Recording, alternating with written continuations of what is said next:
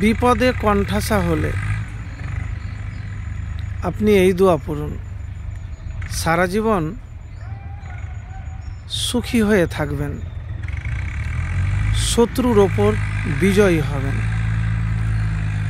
তো প্রিয় ভাই, আপনার জীবন থেকে বিপদ দূর হতে চায় না, মানে আপনি বিপদে আছেন, মানে বিপদে কোণঠাসা হয়ে গিয়েছেন।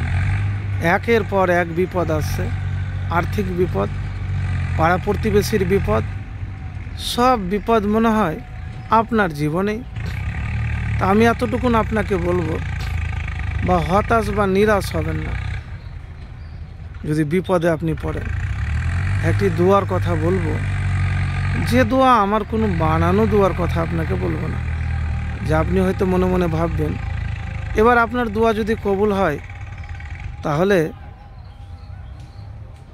বিপদ দূর হয়ে যাবে। আর শত্রুর ওপর বিজয়ী হওয়ার জন্য দেখেন, দুনিয়াতে ভালো পথে চললে, ভালো কথা বললে, হক পথে থাকলে ঝুট ঝামেলা আসবে। কেন, দুনিয়ার মানুষ তো সব ভালো নয়। তো ভালো পথে থাকতে গেলেও অনেক সময় আপনার প্রতি ইলজাম লাগিয়ে দেবে, আপনার ব্যাপারে খারাপ মন্তব্য করবে। তো এইসব নিয়ে টেনশন করবেন না। এসব থেকে বাঁচার জন্য, মুক্তি পাওয়ার জন্য, শত্রুর উপর জয়ী হওয়ার জন্য একটি দোয়া পড়বেন, সকালে 3 বার, সন্ধ্যায় 3 বার। কি দোয়া? আল্লাহুম্মা ইন্না নাজআলুকা ফি নুহুরিহিম ওয়া নাউযু বিকা মিন শুরুরিহিম। আল্লাহুম্মা ইন্না নাজআলুকা ফি নুহুরিহিম ওয়া নাউযু বিকা মিন শুরুরিহিম। আল্লাহুম্মা ইন্না নাজআলুকা ফি নুহুরিহিম ওয়া নাউযু বিকা মিন শুরুরিহিম। তো অবশ্যই পড়বেন। তো বিপদে কণ্ঠাসা হয়ে গেলে যে দোয়া পড়বেন আপনি, আলী রাদিয়াল্লাহু তাআলা বলেন যে আমাকে কোনো কষ্ট বা বিপদে পড়লে ওপরের দোয়া পড়তে শিখিয়েছেন রাসূলুল্লাহ সাল্লাল্লাহু আলাইহি সাল্লাম। তো দোয়াটি হলো, লা ইলাহা ইল্লাল্লাহুল আজিমুল হালিম, লা ইলাহা ইল্লাল্লাহু রাব্বুল আরশিল আজিম, লা ইলাহা ইল্লাল্লাহু রাব্বুস সামাওয়াতি ওয়া রাব্বুল আরজি ওয়া রাব্বুল আরশিল কারীম। এটি বুখারী শরীফের দোয়া, 6346, সহিহ ইবনে হিব্বান এবং মুসনাদে আহমদ। তো প্রিয় ভাই,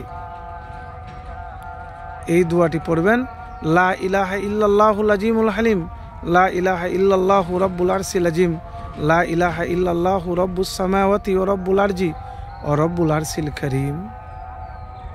আর দুরূদ শরীফ, আল্লাহুম্মা সাল্লি আলা মুহাম্মাদিন ওয়া আলা আলি মুহাম্মাদ কামা সাল্লাইতা আলা ইব্রাহিমা ওয়া আলা আলি ইব্রাহিমা ইন্নাকা হামিদুম মাজিদ।